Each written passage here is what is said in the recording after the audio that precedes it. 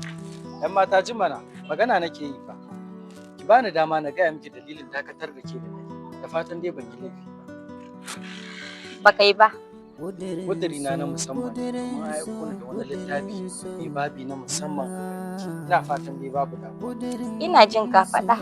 Dan Allah ki yawo. Zolaya ce. Na dakatar da ke ne kawai don ki ci zafin abin da kika yi wa Amina. Waye aminanka? Salim. Salim?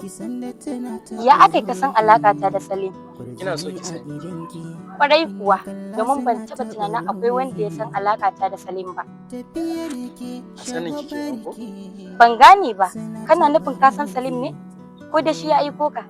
Inda Salim ne ya aiko ni, da haɗuwa na da ki yanzu nan na kashe gidan. Kamare ni fa kace. Kai kana tunanin zuciyarka za ta iya baka umarnin kamare ni? Kamar shan ruwa ma kuwa. Na shiga uku. Wai me kake nufi ne da ni? Ya kake nema ka rena min hankali ne? Kana ta min wasu maganganu marasa kan gado.